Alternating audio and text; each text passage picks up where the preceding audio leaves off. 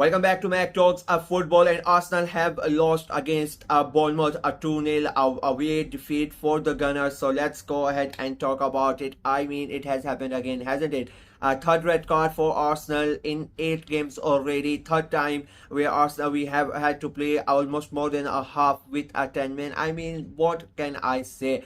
It is a disaster. Like it is gonna be another rant on the PGML. It's not going to get any better, but we still have to talk about it. Before the incident occurred, I think the game was on par. Both the teams were creating chances. Was the chances really good? No, it was not. They were not really up to the potential that you expect from Arsenal, the way that they are playing. But the thing is, it is after international break. A lot of players are jet lagged still. So I said in the prediction videos as well that this weekend you're gonna expect a couple of shock results, and unfortunately it happened with my club only. But at the end, I will start with the red card. Like that is not a red card. I'll be very honest with you. Does Saliba make a wrong tackle? He does. Is he the last man? That is debatable, because there are so many angles, and that because Ben White is still there, you can see it quite clearly that Ben White is there. He could have easily gotten gotten ahead of the striker, and he could have stopped him. And the distance from where he Saliba tackles to the goal is so much, like that's at the right at the halfway line. But of course that doesn't matter. And the thing is, he already gives a yellow card. You really don't see a referee, especially in these circumstances, when he has already made a decision. I don't know what Warsaw we like. And then you have Howard Webb. He's sitting there, he's making the calls. I know it looks so dodgy. Like everything they do against Arsenal, it becomes a thing. And he VAR calls up the referee, and he said, no, you have to have a come at the look. And the thing is, until that time, I really didn't know that the referee who is the VAR referee, he's a Liverpool fan. Like he's a boyhood Liverpool fan, and he's making that decision. That decision to send him off is completely that VAR's referee decision. The main referee, he did not want to send him off. He saw what happened. In his view, it was a yellow card. I just don't know what he saw when he went there and he decided to change the card. Like they think that we are idiots sitting here. And again, the thing is, the game has finished just 10 minutes ago, and already you have so many evidences about so many players in those same positions, and the referees giving them yellow cards because the amount of distance is to cover for the player was so much. But it is all bullshit as usual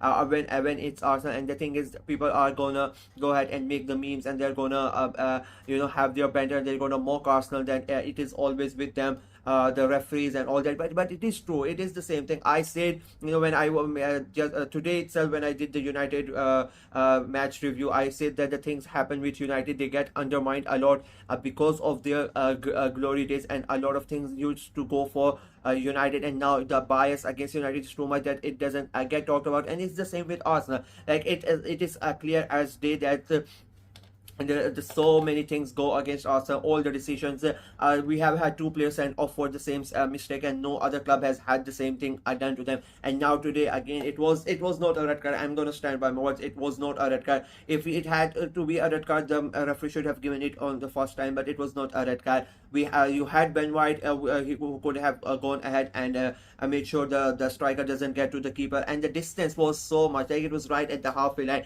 If it would have been even further nearer to the goal, I would have understand. Did Saliba make the wrong tackle? That is not debatable. There, it was not a right tackle. He needed, it was a wrong tackle. It was a foul. It was a yellow card. That is it. That is the end of the debate. But no, of course, you have to go ahead and ruin the game for us. And the thing is, and if we talk about it, just before the Spurs game, Rice gets a red card. In the City game, we are ahead, and Trossard gets the red card. And now we have to play Liverpool, and now Saliba gets a red card. So the pattern that is there every weekend, every week when we have an important game, we have an important player sent off, and it only happens to Arsenal. And people are gonna come up and say that it is just excuses and whatnot. But I don't think it's excuses.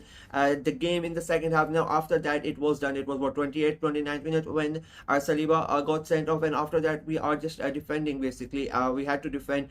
There were very few chances created by Arsenal because Bournemouth, they were at home. They had the fans on their side, and they knew that they could get a win out of it, and they got a good they got the first goal, and then the second goal again, if it is a penalty, and they go ahead and they score the penalty as well, and it was a 2-0 win. Did they deserve to win? That is debatable. They played good, they had an advantage, and they took that advantage. I really don't not gonna say that much about the game, because up until that point it was a fairly balanced game. Bournemouth were really good. To their credit, they did not let Arsenal get into the game. They did not let them play the way that Arsenal would have wanted in that early stages of the game. Arsenal did not create that much in the first 20-25 minutes before until Saliba gets sent off, and after that it was just Arsenal trying to make sure that they don't concede. They kept it for a long time, but of course when you are down to 10 man, you are at a disadvantage, and Bournemouth made sure that they get the benefit out of it, and they go ahead and they won the game.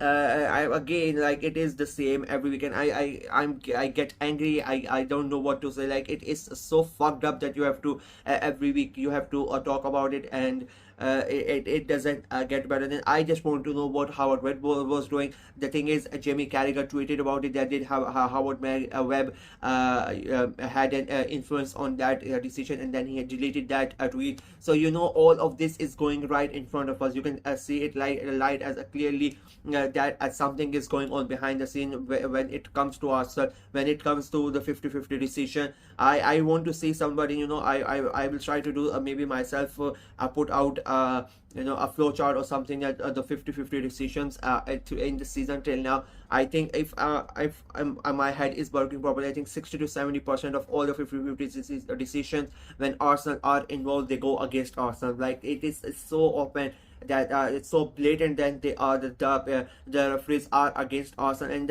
and how they set up the message. I was this weekend on the overlap, when Howard Webb was there, and he was saying that we make sure that if a certain individual supports a certain club, that they are not in charge of that game. So how come that VR referee, who is a boyhood Liverpool fan, why was he a referee against Arsenal a week before the Liverpool's game? I just don't know what happens.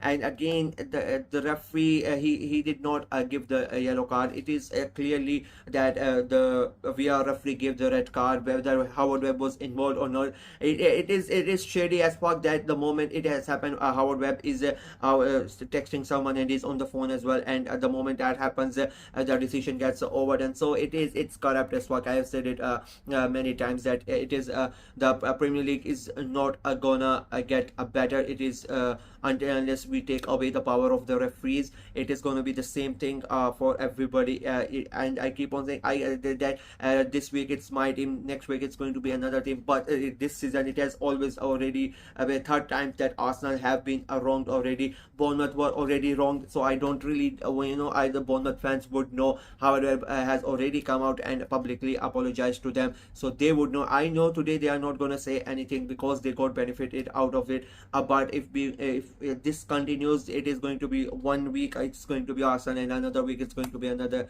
team. So it's the same shit. It has been happening for years. If you look at other leagues, this is the thing. You watch the Champions League, you watch the Europa League, you watch the other leagues as well. There is not a one incident like after 4 months, 5 months, 6 months, sometimes you hear a wrong mistake by the referee in the La Liga or Bundesliga or Serie A. But in the Premier League, every weekend the referee is the talking point. The decisions of the referees come under fire every weekend, and it's the same again this weekend.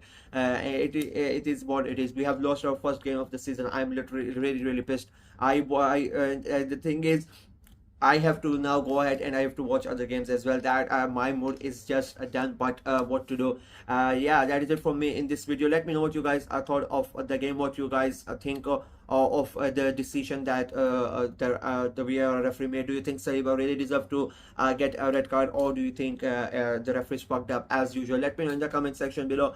Congratulations to Bournemouth. It was a very important win for them. Arsenal, of course, they have lost their first game of the season. Liverpool would be really happy. They have a big game against Chelsea. City would be really happy. They are going away at Wolves, and I'm sure they are gonna win it. I really don't think Wolves are gonna do anything. And now Liverpool, they have a game tomorrow against Chelsea. So yeah, both of them will be really happy. A blow to Arsenal, but yeah, what can we do? That's it from me. Let me know what you guys thought of the game in the comment section below. Like the video, share it as well.